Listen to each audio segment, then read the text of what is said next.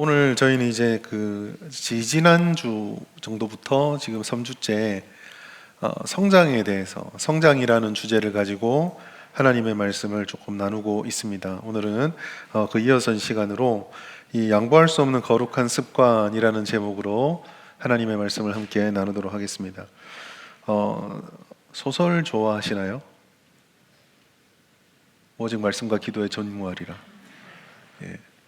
그 소설가 중에 일본 소설가 중에 무라카미 하루키라고 하는 소설가가 있습니다. 굉장히 유명한 소설가죠. 여러 미음사라든지 이런 출판사를 보면 여러 소설이 번역되어 있는데 예전에 한 20, 30년 전쯤에 상실의 시대라는 제목으로 책이 출판됐었는데 이분의 대표작은 노르웨이 숲이라고 하는 책입니다. 굉장히 유명한 작가인데요. 이분이 이제 작가로서 유명한데 알려진 것은 이 사람이 가지고 있는 일상의 루틴 때문입니다. 하루 루틴이 참 유명한 이유는 이 사람이 이것을 알려지기는 40년 동안 하루도 빠지지 않고 이 루틴대로 생활을 했다라고 해서 굉장히 유명하게 알려진 루틴입니다. 근데 사실 이분의 자서전을 보면은요, 그 정도는 아니다고 말을 해요. 그 정도는 아니고, 또 이제 뭐 예를 들어 이분이 러닝을 되게 좋아하시는데 달리기를 말할 때 내가 하고 싶은 이야기라고 하는 에세이가 있습니다. 그 자서전 에세이가 있는데 거기 보시면 내가 이런 루틴들을 잘 지키지 못했던 것들에 대한 이야기들도 합니다. 그런데 예외 없이 자기가 어떤 장편 소설을 집필에 들어가게 되면 이 루틴은 어김없이 소설이 끝날 때까지는 꼭 지킨다고 합니다. 제가 그림으로 정리를 해봤는데요, 간단하면 이렇습니다. 하루 일과가 새벽 4시에 일어나서 5시까지 기상을 하고 커피를 내리고 간단한 아침을 먹으면서 이 정신을 좀 깨웁니다. 그리고 새벽 5시부터 보통 정오까지 글을 쓰는데 방해받지 않는 환경에서 5시간에서 6시간까지를 꼬박 글을 씁니다. 글이 잘 써지든 못 써지든 상관없이 글을 쓰는데요, 심지어 잘 써진다고 해서 무조건 막 쓰는 것도 아니라 보통 200자 원고지로 한 200자 정도, 영어로 하면 한 1600단어 정도 된다고 하거든요. 그 정도를 쓰면은 뭐 안 써지는 날도 그만큼은 쓰고 잘 써진다고 해서 그거보다 더 쓰지도 않고 딱 그만큼을 씁니다. 딱 쓰고 이제 12시부터 1시까지 점심을 먹는데 이제 가볍고 건강한 식단을 중심으로 식사를 한다고 합니다. 그리고 1시부터 3시까지는 무조건 운동입니다. 수영을 하든 달리기를 하든 한 10km 러닝을 하든지 아니면 그에 준하는 수영을 하든지 해서 꼭 운동을 하고요. 그리고 오후 3시부터 밤 9시까지 이제 자기 여가 시간입니다. 여가 시간이라고 해서 아무거나 막 하는 게 아니라 이분이 이제 그 소설가지만 번역도 하고 에세이도 쓰고 또 여러 가지 하거든요. 그래서 번역을 하거나 에세이를 집필하거나 책을 읽거나 음악 감상을 하거나 집안일을 하거나 이렇게 좀 자유롭게 3시부터 9시까지 시간을 보내고 밤 9시에는 무조건 잠자리에 들어서 새벽 4시까지 7시에 수면 시간을 지키는 이 루틴을 자기가 이제 장편 소설을 쓸 때는 어김없이 계속 유지해야 한다라고 이야기를 합니다. 에이 뭐 40년이 아니네 라고 말할지 모르겠지만 이 루틴을 보통 이제 큰 작품들을 쓰는 기관들이 꽤나 몇 년씩 쓰거든요. 그 몇 년을 유지한다는 것도 사실 어려운 일이죠. 쉬운 일이 아닙니다. 근데 이런 일상의 루틴을 지키는 사람은 이 하루키만 그런 게 아닙니다. 역사에 보시면 그 루틴을 지키는 사람들이 굉장히 많이 있어요. 대표적으로 칸트 같은 경우에 독일의 철학자 칸트는 얼마나 루틴을 정확하게 지켰으면 이 사람이 산책하는 시간을 보고 온 마을이 시계를 맞췄다 할 정도거든요. 이 사람이 지금 여기 있는 거 보니까 지금은 오후 3시다. 이 사람이 지금 공원에 있는 거 보니까 지금 오후 5시다. 이 정도로 꼬박꼬박 루틴을 지켰습니다. 이게 칸트만 그런 게 아니라 베토벤이라든지 해밍웨이라든지 차이콥스키라든지 모두가 자기만의 루틴을 가지고 있었습니다.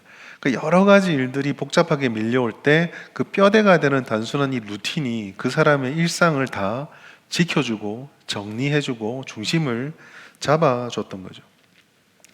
오늘의 현대인들이 처해 있는 삶의 현실들의 가장 대표적인 특징을 분주함이라고 이야기를 합니다. 그 분주함에 워낙 여러 가지가 변화되다 보니까 어려움도 찾아오고 중심을 흔드는 일들이 많이 생기거든요. 하루키라든지 이런 다른 여러 위인들의 이야기를 들으면서 이 질문을 좀 우리에게 던져보고 싶어요. 오늘 우리가 성장이라는 주제를 얘기를 하면서 루틴, 나만의 어떤 반복되어지는 일상이 있는가, 반복되어지는 어떤 규칙이라고 할까요? 그런 삶의 규범들이 있는가. 특별히 우리가 신앙에 대해서 지금 성장을 말할 때 이 신앙 성장에서도 저는 굉장히 이 루틴이 중요하다라고 생각을 합니다. 우리 신앙을 성장하기 위한 루틴이 있는가? 우리가 왜 사람이 클 때도 그렇잖아요. 어린아이들에게 건강하게 자라길 바라면서 늘 말하는 게 뭡니까? 삼시세 때 꼬박꼬박 잘 먹고 운동 열심히 하고 이런 것도 규칙적인 생활이잖아요. 우리가 영적으로 성장을 할 때도 이런 규칙이 있는가를 살펴보고요.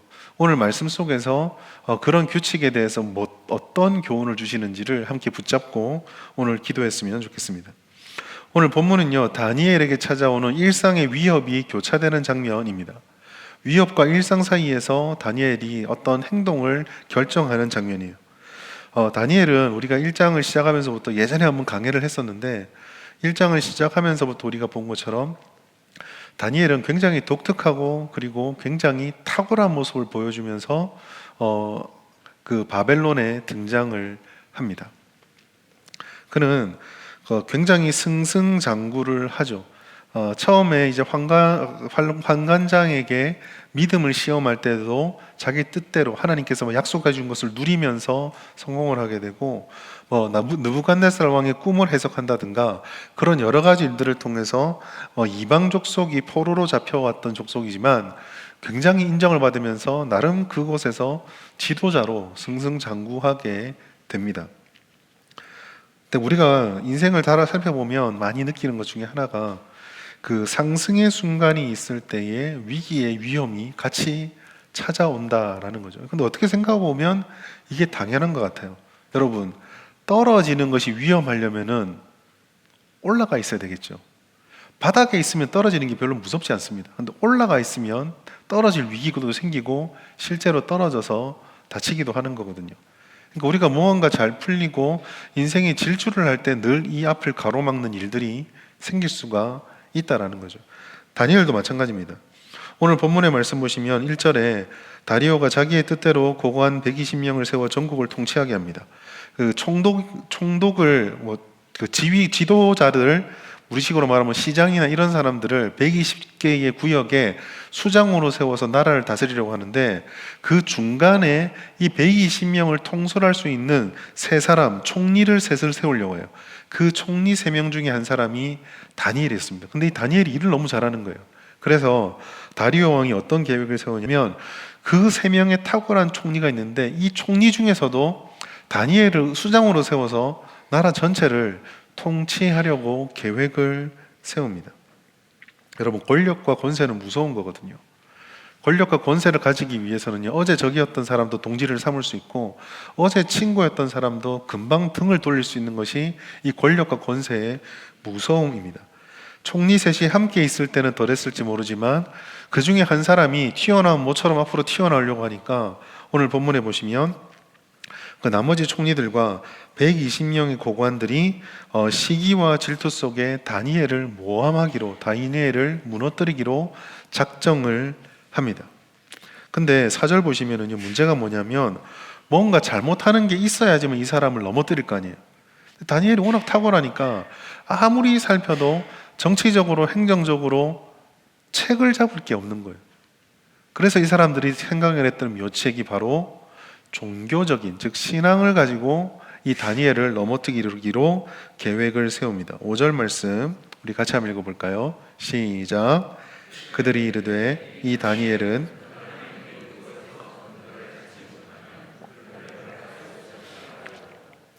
이 사람들이 결정했던 거, 깨달았던 게 뭐냐면 하나님의 율법, 이 다니엘이 믿고 있는 하나님이라는 그 신을 섬기는 일련의 그 행동들 사이에서 무언가 책을 잡지 못하면 해결할 방법이 없다라는 것이 결론이었습니다. 쉽게 말해서 다니엘의 경건의 습관 속에서 약점을 찾으려고 했던 거죠. 그리고 찾아낸 것이 다니엘의 기도 습관입니다. 30일 동안 왕 외에는 그 어떤 신에게도 그 어떤 사람에게도 구하지 못하게 해달라는 조서를 내리고 그 조서를 내리는 것을 통해서 다니엘을 속박하려고 했던 거죠.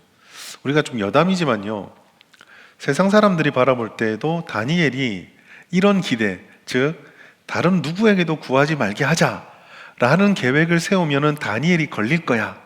이 말은 거꾸로 말하면 세상 사람들이 이걸 알았다라는 거예요. 얘는 세상 무너져도 경건생활 하는 인간이다. 세상 무너져도 얘는 하나님께 갈 사람이라는 것을 다 알고 있었던 거예요. 그러니까 이거는 완벽하게 걸려 들어갈 수밖에 없는 계략을 세운 겁니다. 피해 나갈 방법은 있었어요. 종교적 활동의 모든 것을 금지하는 것이 아니라 간구라고 하는 특정한 행위만을 제한했다. 이렇게 해서 기도만 안 하지 다른 걸 다 하는 식으로 빠져나갈 방법도 있었을 겁니다. 그리고 다른 것은요, 30일의 제한이에요. 평생 하지 말라는 게 아니라 30일만 안 하면 되니까 조금만 참자, 뭐 이렇게 타협할 수 있는 여지들이 얼마든지 있었습니다. 근데 우리가 여기서 봐야 될 것은요, 이 시험의 성격을 좀 볼 필요가 있어요. 간구를 하는 문제, 신앙생활 하는 문제가 걸려 있으니까 이것은 영적인 사건이다 라고 보아야 되는데, 볼 수가 있는데 우리가 이 문제가 발단되는 것이 어디서부터 출발되는가를 좀 볼 필요가 있습니다.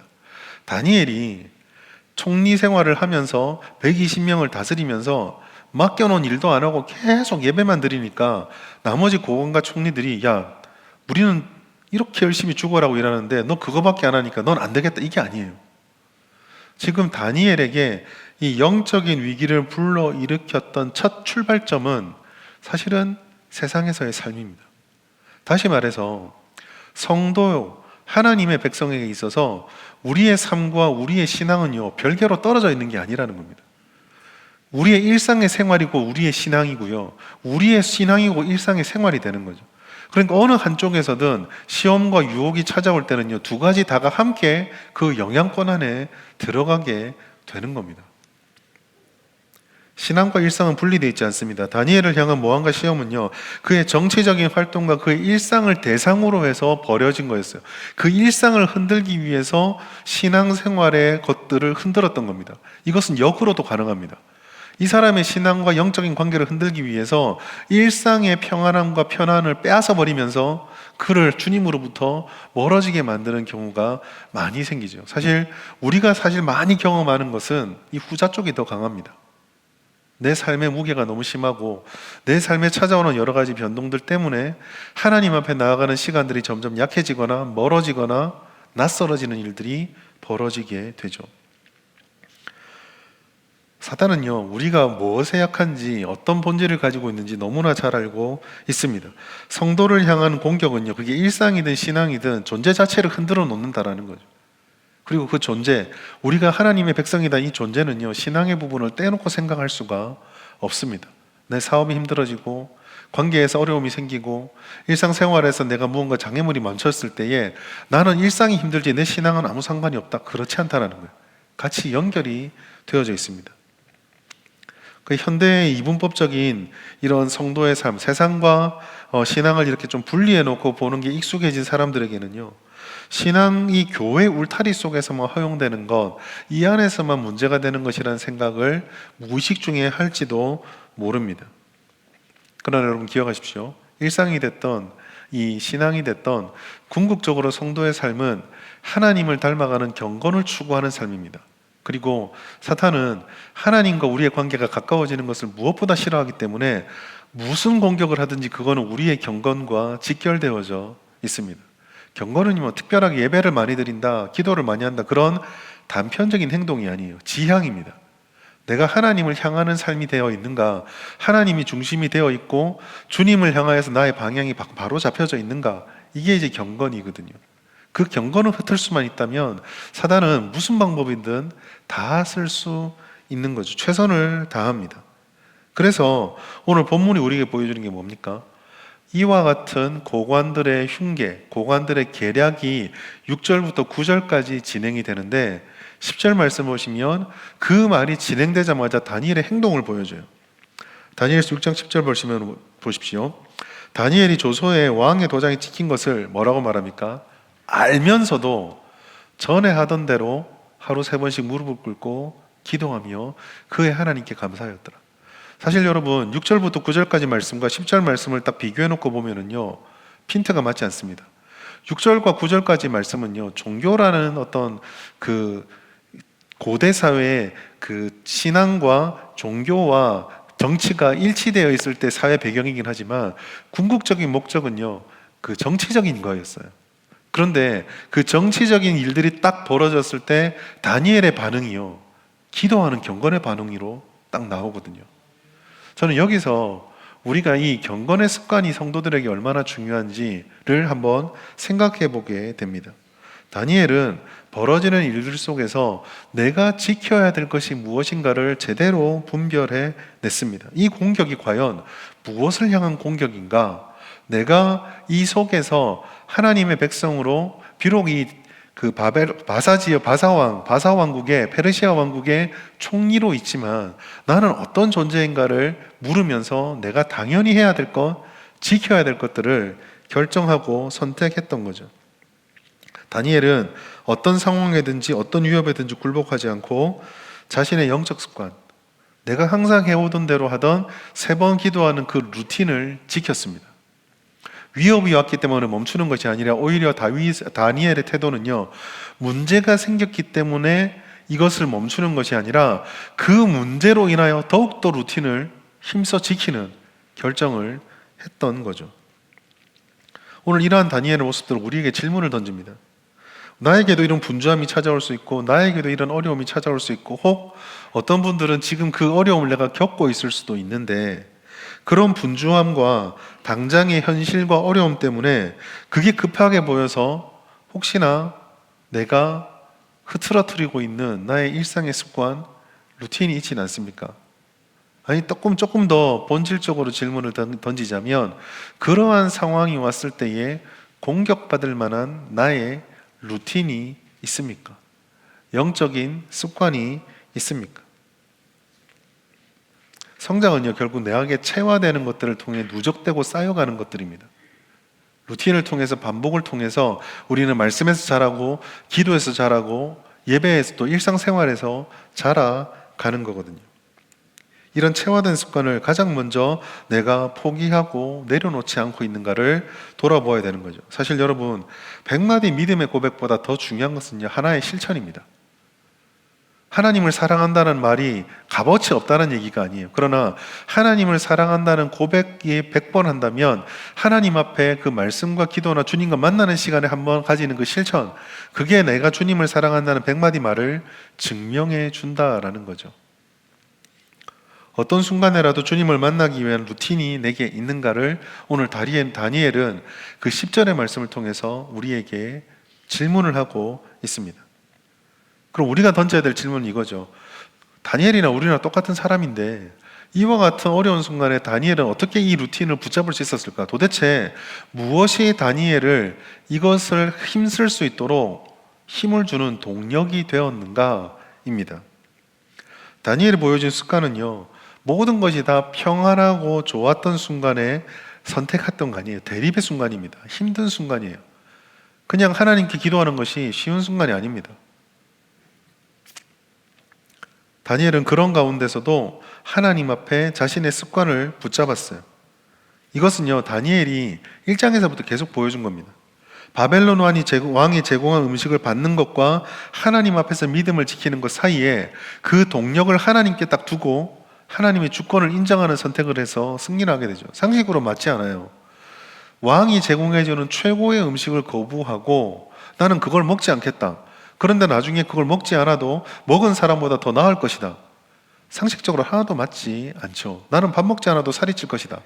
안 맞는 말이잖아요. 그런데 하나님의 살아계심, 그 주님의 주권을 동력으로 삼아서 자기가 믿음을 고백하고 그 고백대로 승리를 하거든요. 오늘 본문도 마찬가지입니다. 오늘 본문에서 등장하는 10절 말씀을 다시 보시면 바사왕 다리오의 권세, 즉 조서라는 것과 도장 찍힌 조서입니다. 그것과 그의 하나님께 하는 감사가 정확하게 말씀 안에서 대비를 딱 이루고 있어요.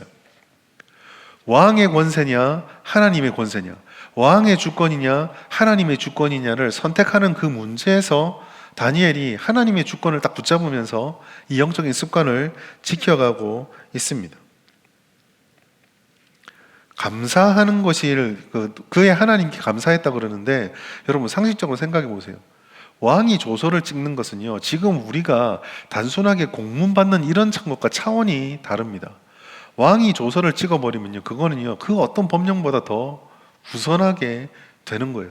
전례가 없습니다. 필요 없어요. 전례가 없어도 왕이 지금 찍으면요, 지금부터 그게 법이 되어 버리는 거죠. 다시 말해서 다니엘이 감사했다고 그러는데, 지금 다니엘이 뭐 감사할 게 있습니까? 까딱 잘못하면 자기 생명이 지금 빼앗기게 생겼는데요. 지금 위기가 자기 눈앞에 왔는데 그게 무슨 감사할 일입니까? 적어도 감사하려면 이런 흉계들을 꾸몄을 때 다니엘은 혼자고 122명이 나를 적으로 삼아서 공격해 오는데 다리오 왕이 쓸데없는 소리 하지 마라, 뭐 이 정도는 해줘야지 감사할 제목이 생기지 않나요? 근데 다리오 왕은 얼싸줬는데 도장을 찍어줬잖아요. 엄밀하게 말하면 신하들끼리 122명 대 1이 아니라 123명, 다리오 왕이 포함되어 있는 123대 1로 지금 싸움이 붙은 거거든요. 뭐가 감사합니까? 이 모든 것들을 고려해 볼 때요, 다윗이 이 상황에서 감사할 수 있는 이유는 딱 하나밖에 없습니다. 그것도 무엇을 했다, 행동이나 결과가 아니에요. 하나님이라는 그 존재 자체만이 다니엘의 감사 제목이었던 거예요.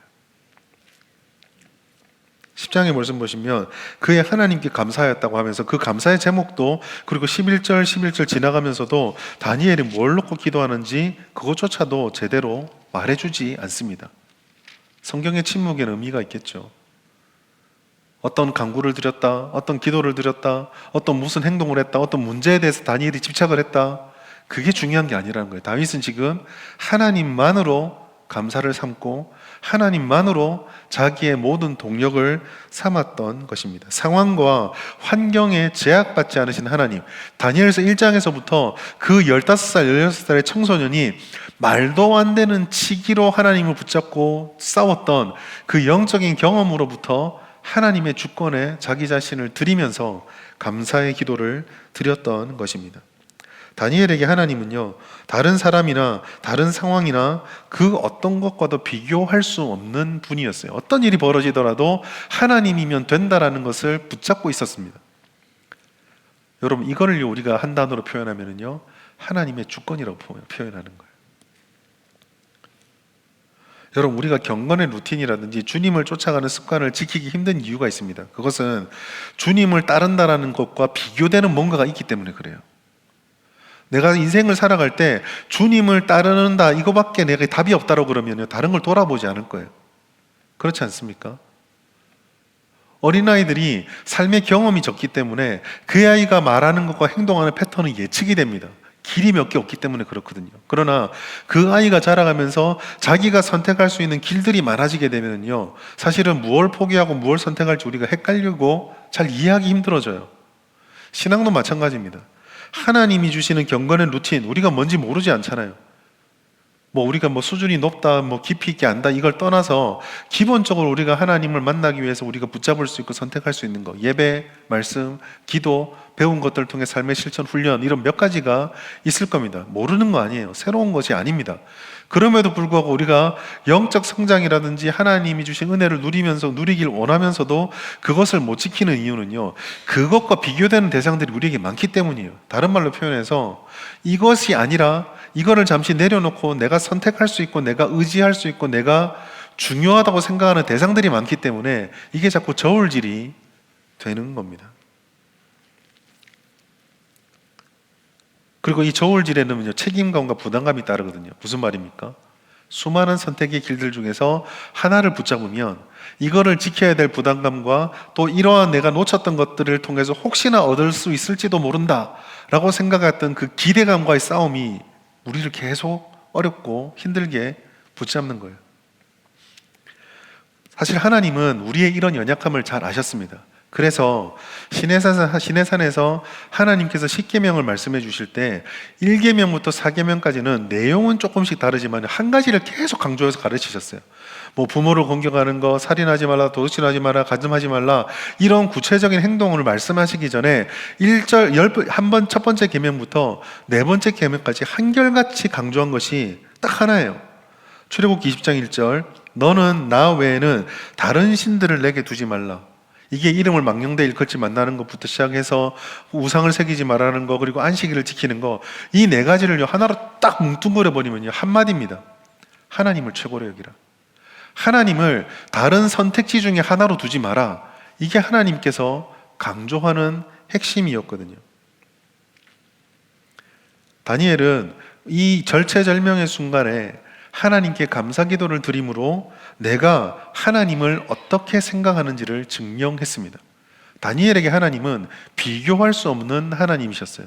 상황이 바뀐다고 해서 그 상황에 맞춰서 하나님을 대한 내 마음을 이리저리 조정하고 변경시킬 수 있는 것이 아니라 그 상황을 하나님을 통해서 보고 그 상황을 하나님과 더불어서 감당하기로 선택했던 것이 다니엘의 경건이었습니다. 그 습관, 그 루틴이 행동으로 보여진 것. 하나님께서 그런 방해가 있음에도 불구하고 날마다 주님께 3번 기도하는 것을 내려놓지 않는 실천의 삶으로 나타났던 거죠. 굉장히 좀 중요한 겁니다. 나는 어떤 상황이라도 하나님을 신뢰합니다. 다니엘은 그 고백을 입으로 안 했지 모르겠지만 그 고백을 삶으로 보여줬어요. 뭘로요? 기도하면 죽는다라고 그랬는데 창문 열고 3번 기도하는 거로 보여주었습니다.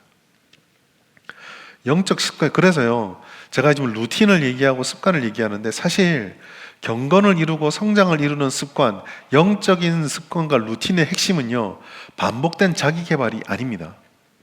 신앙에 있어서 우리를 경건하게 만드는 영적 습관은요, 사실은 고백이에요. 내가 주님을 믿노라라고 고백하지 못하면 그 습관을 내가 지켜갈 수가 없습니다. 내 건강을 위해서 정해진 시간에 운동한다거나 정해진 시간에 약을 먹는다거나 혹은 정해진 교육과정을 이수한다거나 그런 것과는 차원이 다른 거예요. 훈련도 사실은 신앙 고백이고요. 우리의 신앙생활의 모든 것들은 다 신앙 고백입니다. 하나님을 만나는 것이 방해받을 수 없다, 뒤처질 수 없다, 희생될 수 없다, 다른 것으로 대체될 수 없다 라고 하는 확고한 신앙 고백이 있을 때 그 고백과 동력을 따라서 어떤 상황이나 삶의 요동이 칠 때에 그 삶의 질서가 잡혀지게 되는 거예요. 30일 동안 다른 어떤 신에게도 기도하지 말아라고 하는 이전까지 없었던 생활의 변화 요소가 딱 생겼습니다. 다니엘은 그걸 어떻게 풀어갔습니까? 기도하면서 풀어간 거예요. 하지 말라고 하지만 하나님께 기도하면서 그걸 통해서 삶의 중심을 다시 잡았던 거죠. 오늘 우리는요, 이 다니엘을 바라보면서 나의 영적 습관, 루틴을 생각하고 그 영적인 습관과 루틴을 생각하면서 하나님을 내가 어떤 하나님으로 보고 있는가라는 내 신앙 고백을 점검하게 되는 겁니다. 나는 과연 하나님을 나의 삶의 제1원칙으로 삼고 있는가? 나의 삶의 제1주인으로 삼고 있는가? 아니면 내가 선택할 수 있는 수많은 것들 중에 조금 더 우월하게 여기고 있는가? 아니면 내가 선택할 수 있는 여러 가지 선택지 중에 그저 하나일 뿐인가? 사랑하는 여러분, 습관은요, 은혜에 대한 순종의 반응입니다. 거룩한 습관은 하나님이 내게 주시는 은혜에 대해서 내가 어떻게 반응하느냐예요. 오늘 이 밤에 우리가 기도해야 될 제목도 바로 여기 있습니다. 여러분, 우리는요, 이 하나님이 주시는 은혜를 쫓아서 그것을, 이 경건의 습관을 어떻게 습득하고 유지할 것인가를 애를 써야 돼요. 다니엘을 닮아가자, 그 얘기는 아닙니다. 다니엘도 완벽한 사람은 아니거든요. 다니엘이 보여주는 모형이 도대체 뭘까? 수천 년 전에 구약 시대의 다니엘을 통해서 오늘 신약을 살아가는 우리들은 누구를 볼 수 있을까입니다. 저는 오늘 이 다니엘을 통해서 그리스도를 보는 신앙으로 우리의 경건의 습관을 재조정했으면 좋겠습니다. 아까도 말씀드렸듯이 거룩한 영적 습관은요, 자기 개발의 방법이 아니에요. 물론 오늘 우리가 살아가는 세상 속에서도 하나님이 주시는 거룩한 습관을 우리는 개발을 해야 합니다. 어떻게 하나님을 쫓아갈 것인지, 어떻게 하나님을 만나고 예배하고 기도하고 주님의 말씀 앞에 가까이 갈 것인지 우리는 고민해야 돼요. 그러나 동시에 우리가 그 체험적으로 알 수 있는 게 하나 있습니다. 그것이 뭐냐면 우리의 결심이 아무리 진실하고 우리의 노력이 아무리 최선을 다할지라도 우리는 그것을 끝까지 우리 힘만으로 지켜내지 못한다라는 거죠.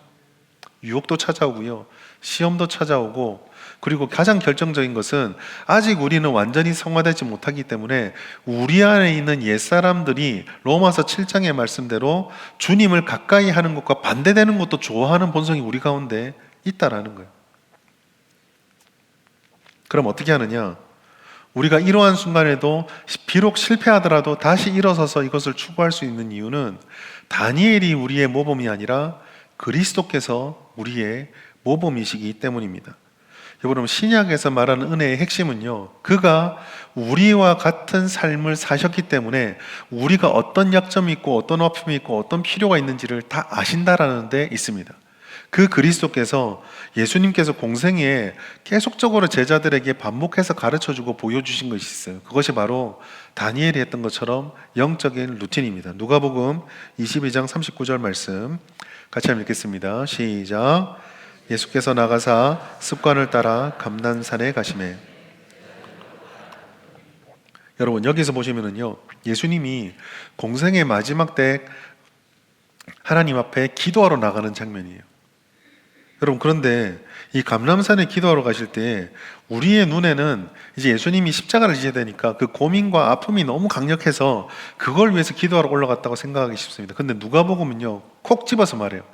이 감람산에 기도하러 가신 것은 특별하게 기도할 줄 물론 있었겠지만 오히려 주목해야 될 것은 이게 예수님의 습관이었다라고 말씀합니다. 여러분, 성경은요, 예수님의 습관을 말합니다.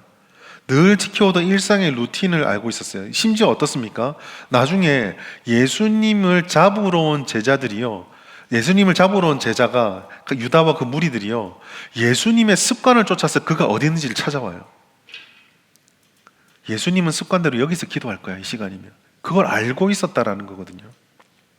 이것은 우리에게 이런 의미를 던져줍니다. 여러분, 예수님께서는요, 우리에게 이 영적인 루틴이 필요하다는 것을 아셨어요. 그리고 예수님께서 그걸 친히 감당하심으로 우리가 짊어지게 될 어려움이 무엇인지, 우리가 어디서 무너질지도 알고 계셨습니다. 그리고 예수께서 이러한 습관들을 이루어 나가셨기 때문에 우리에게 이 습관을 따라서 형성하고 지켜갈 수 있는 힘도 우리에게 주시는 거예요.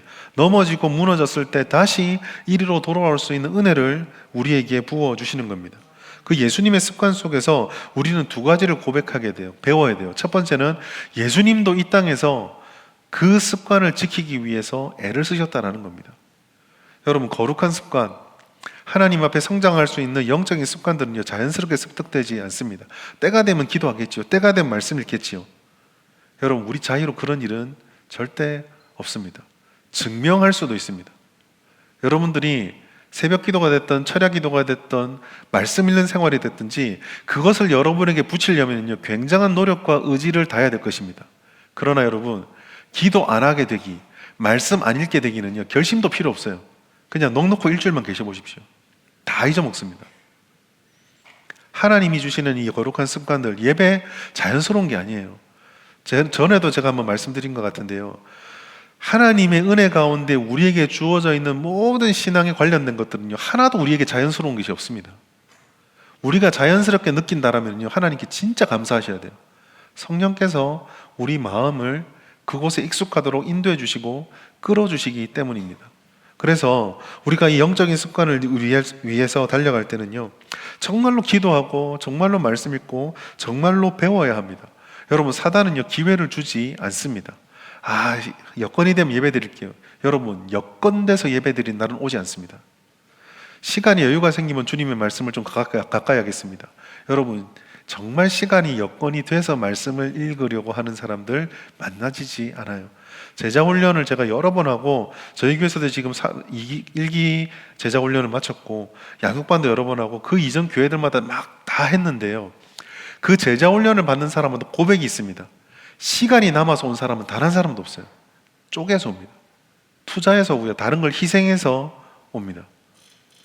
의지가 필요하고요, 주님을 정말 만나고 싶고 하나님 앞에 그거를 지키고 싶고 내 거룩한 경건의 삶을 지켜내겠다라는 하나님 우선의 결심이 있어야 돼요. 그리고 여기에 더해서 우리의 결심만으로 부족한, 우리의 결심이 사실 무슨 큰 의미가 있겠어요. 금방 결심하고 넘어지는데 그것을 지켜주시는 성령의 도우심을 반드시 구해야 합니다. 제자 훈련을 할 때 늘 강조하는 것 중에 하나가 제자 훈련을 하면은 제자 훈련이나 교육을 받는 나의 의지만이 아니라 내가 훈련받고 공부한다는 것을 주변에 다 알리고 기도 요청을 해야 됩니다. 성령께서 우리에게 그 과정들을 감당해낼 수 있도록 은혜를 주셔야 하기 때문이죠. 우리의 힘으로 하는 것이 아닙니다. 여러분, 신앙생활은요, 우리가 하는 것이지만 우리가 하는 게 아니에요. 신앙생활의 시작도 하나님의 은혜였고 그 과정에 도달하는 모든 것이 하나님의 은혜를 힘입어야만 가능한 것입니다. 그러나 여러분, 우리가 이것을 할 수 있는 이유는 그리스도께서 이 땅에서 그것을 하셨기 때문이에요. 그래서 우리는 날마다 주님의 모범을 바라보면서 모방하고 주님이 우리에게 약속해 주신 성령의 은혜를 구하면서 우리 가운데 이 거룩함을 쫓아갈 수 있도록 우리의 삶을 재조정해 주시고 우리의 삶의 주인이 되어달라고 늘상 구해야 합니다. 싸워야 돼요. 우리 안에는요, 의심이 있습니다. 염려가 있습니다. 불편함이 있습니다. 대면이 있습니다. 그럴 때마다 우리는 영적 습관이 절대로 우리에게 자연스럽지 않다라는 것을 늘 기억하셔야 합니다. 익숙해졌다가 언제 익숙했냐는 듯이 다시 낯설어질 거예요. 낯설어졌다가 또 좋아질 때가 있을 겁니다. 좋았다가 불편해질 때가 있을 거예요. 우리는 평생 이 과정을 감당해내야 합니다. 그래서 사도 바울은 디모데에게 이것을 알기 때문에 한 번으로 끝나지 말고 지속적으로 애쓰라라고 말해요. 디모데전서 4장 7절 같이 읽겠습니다. 시작. 망령되고 허탄한 신화를 버리고 경건에 이르도록 내 자신을 연단하라. 사랑하는 여러분, 오늘 이 밤에 여러분과 제가 다시 주님께 나아가기를 결심했으면 좋겠어요. 지금까지 여러 번 결심해도 괜찮습니다. 실패했어도 괜찮아요. 내가 오늘까지도 주님의 말씀과 기도하는 것이 번거로웠다 해도 괜찮습니다. 주님은 우리가 어디에서 넘어질지, 우리가 얼마나 자주 넘어질지 다 알고 계세요. 그래서 예수님이 모델을 보여주신 거예요. 그래서 예수님이 우리들에게 이 약속을 주신 거예요. 내가 너희를 고아와 같이 버려두지 않겠다라고. 실패에 포기하지 않고 우리의 영적 루틴을 세우십시오. 여러분, 기도의 골방을 찾으십시오. 말씀의 대면의 자리를 반드시 지키십시오. 어떠한 것들보다 예배가 우리 삶의 중심이 되어야 합니다. 예배가 살아나면 인생이 살아납니다. 말씀이 살아나면요, 성도의 삶이 살아납니다. 기도가 살아나면요, 성도의 삶이요 든든해지고 하나님이 주시는 길들을 발견하게 됩니다. 다니엘을 보십시오. 왕의 조서를요 기도로 이겼습니다. 주님을 만나는 영적 루틴을 통해서 그는 이 사건을 통해, 아마 저는 그렇게 생각해요, 다니엘은 이 사건을 통해서, 그리고 사자굴에 던져지는 경험을 통해서 주님 앞으로 더 한 걸음 나갔을 거예요. 왕조차도 아무것도 아니구나, 사자조차도 아무것도 아니구나, 지금까지 내가 알고 있던 하나님 이만큼이었는데 이번 사건을 통해서, 이번 이 루틴을 지키는 걸 통해서 하나님이 이만큼 되시는 분이구나 깨닫고 성장했을 것입니다. 여러분, 루틴은 우리를 성장시킵니다. 성장을 위해서 주님 앞에 말씀의 기도, 그리고 회복, 말씀의 회복, 기도의 회복, 내 안의 변화와 성숙을 위한 결심을 포기하지 마십시오. 오늘 이 밤 그렇게 우리에게 주신 내가 지켜야 될, 내가 습득해야 될 영적 루틴이 뭘까? 기도하셔서 주님으로부터 답을 받으시고 그 답을 지켜낼 수 있는 힘을 구하셔서 다니엘이 누렸던 그 하나님 안의 성장, 다니엘이 누렸던 그 하나님의 은혜를 다 누리시는 우리 모든 성도님 되시기를 예수님의 이름으로 축복합니다.